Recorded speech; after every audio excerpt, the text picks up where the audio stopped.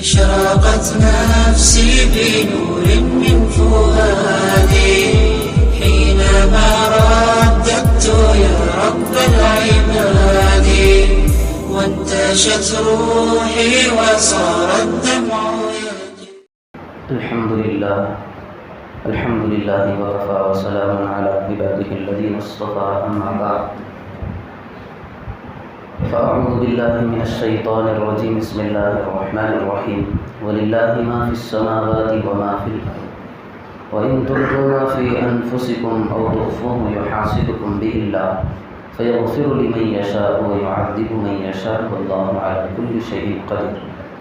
آمن الرسول بما أنزل إليه من ربه والمؤمنون وقال أنت مولانا فانصرنا على القوم الكافرين. صدق الله العظيم. محترم حضرات، ابھی جن 3 آیتوں کی تلاوت کی گئی ہے یہ سورہ بقرہ کی بالکل آخر کی 3 آیتیں ہیں. ان میں سے پہلی آیت کا تعلق الگ ہے اور باقی کے 2 آیتیں فضیلت کے اعتبار سے الگ ہیں. جو آیت ابھی پہلے پڑھی گئی تھی اس میں اللہ تبارک و تعالی پہلے اس کے جز میں یہ بتلانا چاہ رہا ہے وَلِلَّهِ مَا فِي السَّمَاوَاتِ وَمَا فِي الْأَرْضِ، جو اس سے پہلے مضمون کئی مرتبہ آ چکا ہے کہ سب کچھ آسمان اور زمین کو سنبھالنے والی ذات اللہ کی ہے. پھر آگے وَإِن تُبْدُوا مَا فِي أَنفُسِكُمْ أَوْ تُخْفُوهُ يُحَاسِبْكُم بِهِ اللَّهُ. جب یہ آیت نازل ہوئی تو صحابہ انتہائی پریشان ہو گئے. اس کے اندر اللہ تبارک و تعالیٰ فرمائے اِن تُبْدُوا مَا فِي أَنفُسِكُمْ، جو خیالات برے ہوں، جو خیالات تمہارے دل کے اندر آ رہے ہوں اللہ اس کو بھی جانتا ہے. اور تخفوہ، جو تم ظاہر کرو گے گناہ کے کام اس کو بھی اللہ جانتا ہے. یحاسبکم بہ اللہ، اللہ تبارک و تعالیٰ اس پر تمہاری گرفت کرے گا، پکڑ کرے گا. اب صحابہ پریشان ہوئے. اللہ تبارک و تعالیٰ نے اس آیت کو نازل کر دیا. اب انسان ہیں، بشر ہیں، ابو البشر حضرت آدم سے غلطی ہوئی تھی، چوک ہوئی تھی، بھول ہوئی تھی. ہم تو ان کے اولاد ہیں، ان کے ابن ہیں. اگر ہمارے دل کے اندر بھی اگر کوئی غلط خیال آ جائے تو اللہ تبارک و تعالیٰ کو ہم کیسے منہ دکھائیں گے؟ اتنی سخت آیت اللہ تبارک و تعالیٰ نے نازل کر دی ہے. دل کے اندر خیال آئے اس پر بھی ہماری پکڑ ہے، اگر ان گناہوں کو ظاہر کر رکھ دے تب بھی ہماری پکڑ ہے. تو پھر آگے نیچے اللہ تبارک و تعالیٰ نے جو 2 آیتیں ہیں فضیلت والی اس کے اندر ایک جملہ ہے لا یکلف اللہ نفسا الا وسعها، کہ اللہ تبارک و تعالیٰ کسی انسان کو اس کی طاقت سے زیادہ کسی چیز کا مکلف نہیں بناتا. یہاں پر اللہ نے وضاحت بیان کر دی ہے کہ انسان کے دل کے اندر جو خیالات آتے ہیں وہ 3 قسم کے ہیں. اس کے 3 تعلقات ہوتے ہیں. بعض خیالات کا تعلق دل سے ہوتا ہے، جیسے عقائد صحیح ہوں، عقائد خراب ہوں. ہم اگر اچھا عقیدہ ہمارا ہے تو ہمارا فیصلہ جنت میں ہوگا. اگر ہمارے عقائد بگڑے ہوئے ہیں تو ہمارا فیصلہ جہنم میں ہوگا.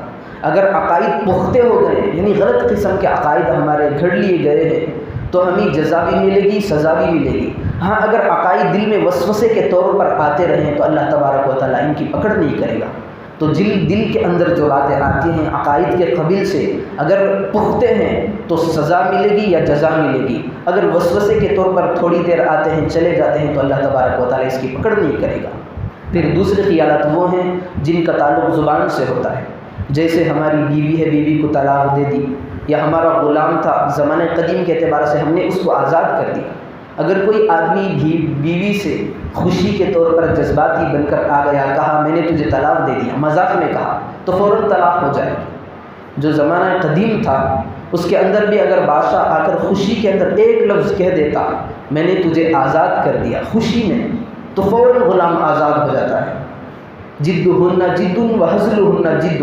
اللہ کے رسول صلی اللہ علیہ وسلم نے فرمایا 3 چیزیں ایسی ہیں کہ اگر مذاق بھی کرو تو صحیح ہو جائے گی. بیوی کو مذاق سے ہی ستانے کے طور پر کہا کہ تجھے طلاق ہوگی تو فوراً اس کی طلاق ہو جائے گی. تو ایسے جن خیالات کا تعلق زبان سے ہے جب تک بندہ ادا نہیں کرتا تو اس وقت تک اللہ تبارک و تعالیٰ اس کی پکڑ نہیں کرتا. پھر تیسری چیز وہ اعمال ہیں جن کا تعلق، وہ خیالات ہیں جن کا تعلق اعمال سے ہوتا ہے، یعنی ہاتھ سے ہمیں کرنا پڑتا ہے۔ اب بندہ سوچ رہا ہے کہ میں فلاں کی گردن اڑا دوں گا، بندہ سوچ رہا ہے کہ فلاں کا مال بہت آیا ہے، اس کے پاس ایٹم بہت زیادہ ہے، اب میں ڈاکہ ڈالوں گا یا فلاں سے چوری کروں گا یا جیب اس کی کاٹوں گا، اس کو قتل کروں گا۔ جتنے بھی ہاتھ والے اعمال ہیں جن میں ہمیں کرنا پڑتا ہے، جب تک دل میں پختہ ارادہ ہے تو اس وقت بھی اللہ تبارک و تعالیٰ اسے پکڑ نہیں کریں گے۔ لیکن جب بندہ اعمال کے طور پر ان کو بجا لاتا ہے، کام کرنے لگتا ہے، چوری کرتا ہے، تو اس وقت اللہ تبارک و تعالیٰ ان کی پکڑ کریں گے۔ تو اس آیت کے اندر ان تبدوا ما فی انفسکم او تخفوہ یحاسبکم بہ اللہ، اللہ تبارک و تعالیٰ نے ہمارے لیے آسانیاں پیدا کر دی ہیں کہ تمہارے ہر اعمال کے اندر مواخذہ نہیں ہوگا، بلکہ جو دل کے اندر عزم مصمم کر چکا ہے، پھر اس کے بعد وہ عملاً زبان سے کہتا ہے یا ہاتھ سے وہ کام کو انجام دیتا ہے، تو اس کے بعد اللہ تبارک و تعالیٰ اس کی پکڑ فرمائیں گے۔ پھر آگے کہا فیغفر لمن یشاء ویعذب من یشاء۔ اب اللہ تبارک و تعالیٰ نے تمہاری غلطیوں کو دیکھ لیا ہے، تو یہ اللہ کے اختیار میں ہے، اللہ تبارک و تعالیٰ یہاں بھی معاف کر سکتا ہے، آخرت میں بھی معاف کر سکتا ہے۔ بخاری شریف کی روایت ہے کہ اللہ تبارک و تعالیٰ جب قیامت کا منظر ہوگا تو ایک بندے کو بلائے گا، بلا کر ایمان والا بندہ ہوگا، اس سے پوچھے گا بھائی تو نے یہ گناہ کیا تھا دنیا میں؟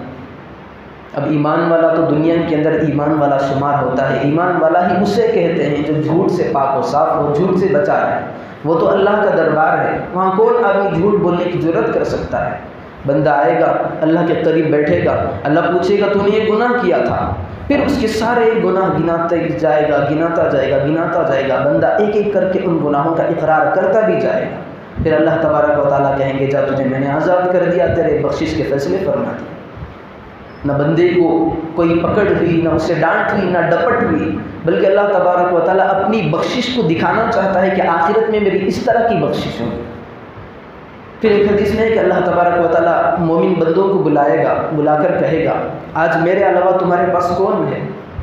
آج وہ دن ہے کہ میں تمام دلوں کی بھیدوں کے رازوں کو آج آشکارا کرنے کا وقت آ چکا ہے۔ جو جو اعمال تمہارے دلوں کے اندر ہوئے ہیں ان کو میں سارے کے سارے رازوں کو کھول کر کے باہر رکھ دوں گا۔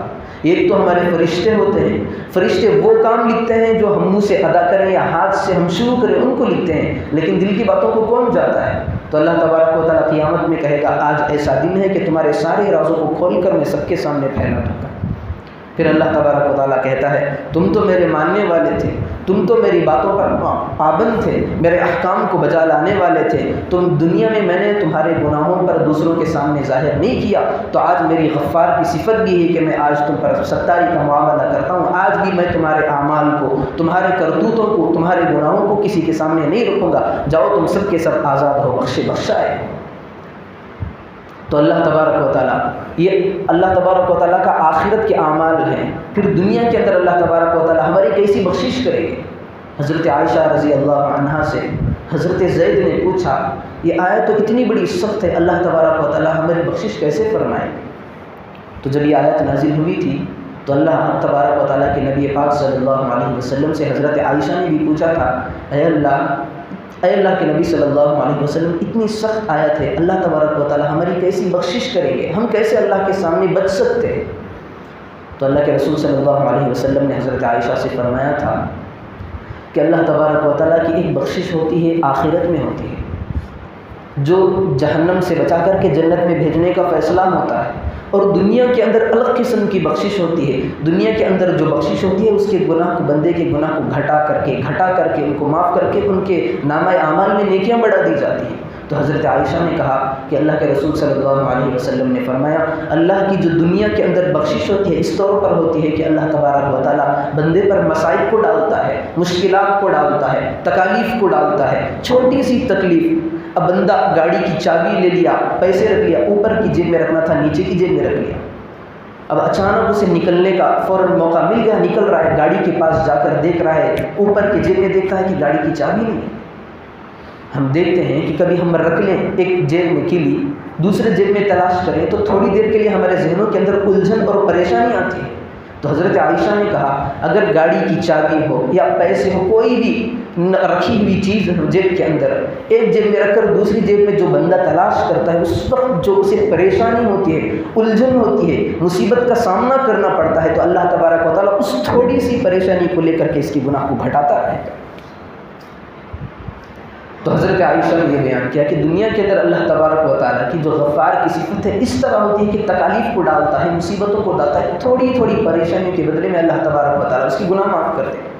پھر حضرت عائشہ نے کہا بندے پر اتنے مصیبتیں اللہ تبارک و تعالیٰ ڈالتا ہے، تکالیف کو ڈالتا ہے کہ جب بندہ دنیا سے جانے کا وقت آتا ہے تو بہت سارے ایسے اللہ کے بندے ہوتے ہیں، اللہ تبارک و تعالیٰ پریشانیوں کی بدولت، بیماری کی بدولت ان کے گناہ کو ایسے معاف کرتا جاتا ہے، ایسے معاف کرتا جائے گا جب ان کے مرنے کا وقت قریب آتا ہے تو حضرت عائشہ فرماتی ہیں جس طرح خالی سرخ سونا ہوتا ہے جس پر کوئی داغ و دھبا نہیں ہوتا، اس طرح اس بندے کا حال ہوتا ہے۔ اللہ تبارک و تعالیٰ اس کے سارے جرائم معاف کر کے اسے پاک و صاف کر کے اس کے بعد اسے دنیا میں اس کے بعد اسے اپنے پاس بلا لیتے ہیں۔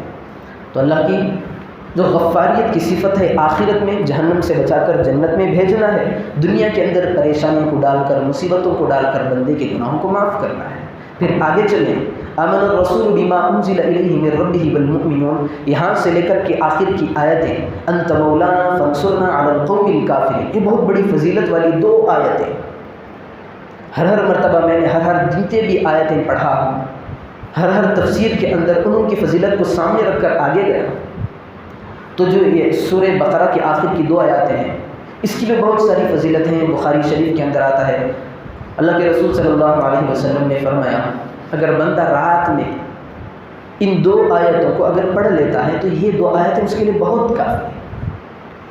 مسند احمد کی روایت ہے اللہ کے رسول صلی اللہ علیہ وسلم جب معراج پہ گئے، بہت بڑا تفصیلی واقعہ ہے، اللہ کے رسول صلی اللہ علیہ وسلم کو وہاں پر بہت ساری چیزیں دی گئیں، ان میں سے بطور خاص 3 چیزوں کو دیا گیا۔ ایک تو اللہ کے رسول صلی اللہ علیہ وسلم کو 5 نمازیں عطا کی گئی، پھر دوسرا اللہ کے رسول صلی اللہ علیہ وسلم کو جو خاص ہدیہ دیا گیا سورہ بقرہ کی یہ 2 آخر کی آیتیں ہیں، آمن الرسول بما انزل الیہ من ربہ والمؤمنون، وہاں سے لے کر انت مولانا فانصرنا علی القوم الکافرین، ایک خاص طور پر ہدیے کے طور پر دیا ہے۔ پھر تیسری چیز اللہ نے جو ہدیے کے طور پر دیا اللہ کے رسول صلی اللہ علیہ وسلم کو بتلایا، یہ بتلایا ہے کہ جو بندہ بھی توحید پر چلنے والا ہے میں اس کی تمام کے تمام گناہوں کی بخشش کروں گا۔ 3 چیزیں دی ہیں معراج پہ، ایک نمازوں کا تحفہ دیا ہے، اور دوسرا سورہ بقرہ کی آخر کی 2 آیتیں ہیں، پھر تیسرا توحید یعنی اللہ کے ماننے والوں کی بخشش ہے۔ پھر ترمذی شریف کی ایک روایت ہے اس کے اندر اللہ کے رسول صلی اللہ علیہ وسلم نے فرمایا اللہ تبارک و تعالیٰ نے جب آسمان اور زمین کو پیدا کیا اس سے 2000 سال پہلے 2000 سال پہلے ایک کتاب لکھی اللہ، اس کے اندر جو یہ سورہ بقرہ کی آیتیں تھیں، جب سورہ بقرہ کو مکمل کرنے کا وقت آیا تو اللہ تبارک و تعالیٰ نے اس کتاب میں سے ان 2 آیتوں کو اٹھا کر کے سورہ بقرہ کا اختتام کیا ہے۔ تو اللہ کے رسول صلی اللہ علیہ وسلم نے اس کی بہت ساری فضیلتیں بیان کی ہیں، کہا کہ جن گھروں کے اندر 3 دن تک یہ معمول رہتا ہے کہ جو سورہ بقرہ کی آیتیں ان کو روزانہ 3 دن تک تلاوت کی جائے گی تو اس گھر کے اندر شیطان پنک بھی نہیں مارتا۔ تو بہت سارے اس کے فضائل ہیں، تو اس کے اندر چھوٹی موٹی چیزیں بتائی گئی ہیں۔ آمن الرسول بما انزل الیہ من ربہ والمؤمنون، ایمان والے کو چاہیے کہ جتنے انبیاء اللہ تبارک و تعالیٰ نے دنیا میں مبعوث کیے ہیں، ہمیں ان کی تعداد معلوم نہیں ہے، کم و بیش ہم بیان کر لیتے ہیں کہ کم و بیش 1 لاکھ، 1.25 لاکھ، 1,24,000 جتنے بھی ہیں، لیکن صحیح تعداد معلوم نہیں ہے، تو سب پر ہمارا ایمان لانا ضروری ہے۔ ہم کہیں گے آمنا سلمنا، جتنے بھی اللہ تعالیٰ نے انبیاء کو بھیجتا رہا دنیا میں ہم سب پر یقین رکھیں۔ یہاں پر یہودیوں کی تردید ہے، یہودی کہتے ہیں ہم حضرت موسیٰ کو مانیں گے، ان کے علاوہ کسی کو نہیں مانیں گے۔ نصرانی کہتے ہیں نصارہ ہم عیسیٰ کو مانیں گے، ان کو چھوڑ کر کسی نبی کو نہیں مانیں گے۔ لیکن اللہ یہاں بتا رہا ہے ایمان والا ایسا نہیں ہوتا، ایمان والا تو اللہ تبارک و تعالیٰ کی نازل کردہ ہر چیز پر اس کا یقین ہوتا ہے، جتنے انبیاء بھی تھے ساروں پر اس کا یقین ہوتا ہے۔ آمن الرسول بما انزل الیہ من ربہ والمؤمنون کل آمن باللہ وملائکتہ وکتبہ ورسلہ لا نفرق بین احد من رسلہ وقالوا سمعنا واطعنا غفرانک ربنا والیک المصیر لا یکلف اللہ نفسا الا وسعها۔ یہ بہت پیاری آیت ہے، اللہ تبارک و تعالیٰ کہتا ہے بندے پر میں نے جن چیزوں کا پابند بنایا ہے میں نے ان کی طاقت سے زیادہ پابند نہیں بنایا۔ لا یکلف اللہ نفسا الا وسعها، بندے کی طاقت سے زیادہ کوئی کام اللہ تبارک و تعالیٰ بندے سے نہیں لیتا۔ ہم فرض کریں اللہ تبارک و تعالیٰ نے ہمیں نمازوں کو فرض کیا ہے، یہ کون سی مشکل کام ہے؟ زکوٰۃ کو فرض کیا ہے، روزوں کو فرض کیا ہے۔ اگر اللہ کسی اندھے کو کہتا کہ تجھے دیکھنا ہی چاہیے تو یہ طاقت سے زیادہ بات تھی۔ اگر لنگڑا اللہ نے کسی بندے کو پیدا کیا، پھر اللہ کہہ رہا ہے تجھے بھاگنا چاہیے، دوڑنا چاہیے، تو یہ بندے کی طاقت سے زیادہ کام ہے۔ لیکن اللہ نے ایسا نہیں کیا، اللہ نے ہم پر رحم کا معاملہ فرمایا۔ ہماری طاقت ہے، روزہ رکھنا ہمارے اندر اس کی طاقت ہے، نماز پڑھنا ہمارے اندر اس کی طاقت ہے، زکوٰۃ دینا ہمارے اندر اس کی طاقت ہے، اسی کا اللہ تبارک و تعالیٰ نے ہمیں مکلف بنایا ہے۔ لا یکلف اللہ نفسا الا وسعها، پھر اللہ آگے کہتا ہے لہا ما کسبت وعلیہا ما اکتسبت، جو بندہ نیک کام کرتا ہے کل اس کی جزا پائے گا، وعلیہا ما اکتسبت، جو بندہ گناہ کے کام کرتا ہے اس کی سزا بھی اسے بھگتنی پڑے گی۔ اب یہاں سے اس کے بعد 2-3 جملے ہیں، اللہ تبارک و تعالیٰ بندوں کو یاد کرانے کے طور پر کہتا ہے کہ جب بھی تم دعا کرو ان دعاؤں کو مانگا کرو، ربنا لا تؤاخذنا ان نسینا او اخطأنا۔ اس کے اندر اللہ کہہ رہا ہے کہ بندوں مجھ سے مانگو، مجھ سے یہ دعا کرو کہ اے اللہ اگر میرے سے بھول ہو جائے، غلطی ہو جائے تو مجھے معاف فرما دینا، اس کی پکڑ نہ کرنا۔ بھول سے بھی آدمی کو نقصان اٹھانا پڑتا ہے۔ گھر کے اندر پاس میں میرے 2 باٹل پڑے ہوئے ہیں، ایک بوتل کے اندر پانی ہے، دوسرے بوتل میں زہر ہے۔ اگر میں بھولے سے آ کر اٹھا کر زہر پی لوں تو کیا میں بچ سکتا ہوں؟ غلطی بھی کرے، بھول بھی ہو جائے، لیکن اس میں بھی انسان کو نقصان اٹھانا پڑتا ہے۔ تو اللہ تبارک و تعالیٰ کہتا ہے غلطی سے بھی نقصان اٹھانا پڑتا ہے، بھول سے بھی اٹھانا پڑتا ہے، تو تم اپنے رب سے دعا مانگو، اللہ تبارک و تعالیٰ تمہاری بھول کو بھی معاف فرما دے گا، اور جو غلطی سے گناہ کیے اس کو بھی معاف فرما دے گا۔ پھر آگے چلے، ربنا لا تؤاخذنا ان نسینا او اخطأنا ربنا ولا تحمل علينا اصرا كما حملته على الذين من قبلنا۔ اللہ خود دعا ہمارے زبانوں سے کہلوانا چاہتا ہے، ہم کہنا چاہتے ہیں ربنا ولا تحملنا ولا تحمل علينا اصرا، اے اللہ ہمارے اوپر دباؤ نہ ڈالنا، ہمارے طاقت سے زیادہ بوجھ ہم پر نہ ڈالنا، کما حملته على الذين من قبلنا، ہمارے سے پہلے لوگوں کو دیکھیں، جتنی بھی پہلی شریعتیں تھیں، حضرت موسیٰ کے ماننے والے، حضرت عیسیٰ علیہ السلام کے ماننے والے، ان پر بہت زیادہ دباؤ تھا، ان پر بوجھ تھا۔ حضرت موسیٰ علیہ السلام کے قوم پر 50 نمازوں کو فرض کیا تھا اللہ نے، ہم پر کیا صرف 5 نماز، زکوٰۃ 1/3 مال دینا پڑتا اس قوم میں۔ موسیٰ علیہ السلام کے قوم یہود اور نصارہ کے اندر جو آسمانی کتابیں ان پر نازل ہوئی تھیں ان کے احکام ہیں، اگر آدمی کے پاس 1 لاکھ روپے ہوتے تو 25 لاکھ وہ زکوٰۃ دینا پڑتا، ہمارے پاس ایسا ہے۔ پھر اللہ تبارک و تعالیٰ نے پھر پچھلی جو گناہ کرتے تھے جس قوم کے اندر، اگر رات میں آج میں گناہ کرتا، دوسرے دن صبح میں اٹھ کر دیکھتا تو اللہ تبارک و تعالیٰ میرے دروازے پر جو گناہ میں نے کیا ہے لوگوں کے سامنے اس کو ظاہر کر دیتے۔ پھر زکوٰۃ کا مسئلہ لے لیں، زکوٰۃ جب قبول ہوتی تو زمانے قدیم کے اندر ایسی ہوتی، کوئی بکرے کا چرواہا ہوتا تو بکری کو لے کر رکھنا پڑتا، اگر میں فروٹ والا ہوں تو فروٹوں کو رکھنا پڑتا، اگر میں ترکاری فروخت ہوں ترکاری کو لے جا کر ایک جگہ رکھنا پڑتا۔ پھر ان کی زکوٰۃ کی قبولیت کی علامت یہ ہوتی کہ آسمان سے آگ نازل ہوتی، جس چیز کو آگ لے جا کر کھا لیتی، جلا کر راکھ کر دیتی، تو معلوم ہوتا کہ اللہ تبارک و تعالیٰ نے اس کی زکوٰۃ کو قبول کی ہے۔ جس کی زکوٰۃ کو، جس کے مال کو آگ آ کر نہیں جلاتی تو معلوم ہوتا کہ اللہ تبارک و تعالیٰ اس سے ناراض ہے، اس کی زکوٰۃ قبول نہیں ہے۔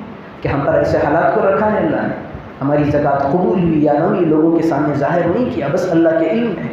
تو اللہ کہتا ہے ربنا ولا تحمل علينا اصرا كما حملته على الذين من قبلنا، یہ دعا مانگا کرو، ربنا ولا تحملنا ما لا طاقت لنا به، اے اللہ ہم پر ایسے حالات کو نہ ڈالنا جس کی ہمارے اندر طاقت نہیں ہے۔ پھر کثرت سے دعا کرتے رہنا، واعف عنا واغفر لنا وارحمنا، اے ہمارے پروردگار ہم سے درگزر کا معاملہ فرمائیے، ہم پر رحم کا معاملہ فرمائیے، ہماری بخشش کے فیصلے فرمائیے۔ پھر جو آخری جملہ ہے اللہ تبارک و تعالیٰ کہتا ہے جب بھی دعا مانگو اس بات کا خاص لحاظ رکھنا، ہر دعا میں اس کو مانگا کرنا، انت مولانا فانصرنا علی القوم الکافرین، اے اللہ تو ہی ہمارا کارساز ہے، تو ہی ہمارا سب کچھ کرنے والا ہے، فانصرنا علی القوم الکافرین، جو کفار اسلام کو مٹانے کی کوششیں کر رہے ہیں، اسلام کے خلاف سازشیں رچا رہے ہیں، اسلام کو ختم کرنے کی ناپاک چالیں چل رہی ہیں، ان کے خلاف اے اللہ ہماری تو مدد فرما۔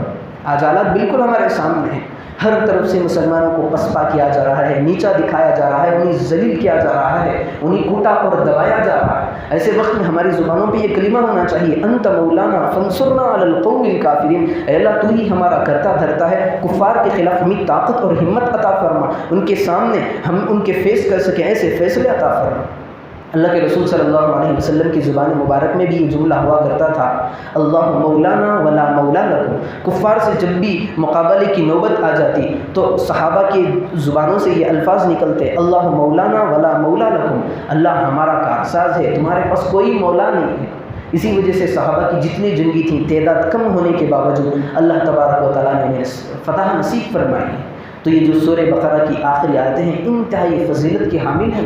ہر بندے کو جو اسے حفظ اور مکمل یاد کرتے رہنا چاہیے، اور پھر جو مرد حضرات ہیں وہ اپنے گھر کی عورتوں کو ان کا پابند بنائیں، جو اس میں غیبت میں مبتلا رہتے ہیں، سیریلز میں، ڈراموں میں کے اندر مبتلا رہتے ہیں، کم از کم ہر دن سونے سے پہلے اگر بندہ ہو یا بندی ان کلمات کو 2 آیتیں ہیں، بس 2 آیتیں ان کو پڑھ کر سو جائیں تو اللہ تبارک و تعالیٰ ان کی حفاظت کرتا رہے گا اور خیر و برکت کے فیصلے ان کے گھروں کے اندر فرماتا رہے گا۔ پھر ہماری حالت ہے ہم کاروبار میں جاتے ہیں، بیپار جاتے ہیں، جو بھی چیزیں جاتے ہیں، شام میں آنے کے بعد کہتے ہیں کہ روزی میں برکت نہیں ہے، روزی میں برکت نہیں ہے۔ اللہ کے رسول صلی اللہ علیہ وسلم نے نسخہ ہمارے سامنے رکھ دیا ہے، ان کلمات کو پڑھو، اللہ تبارک و تعالیٰ تمہاری روزی کے مسئلے کو بھی حل کرے گا۔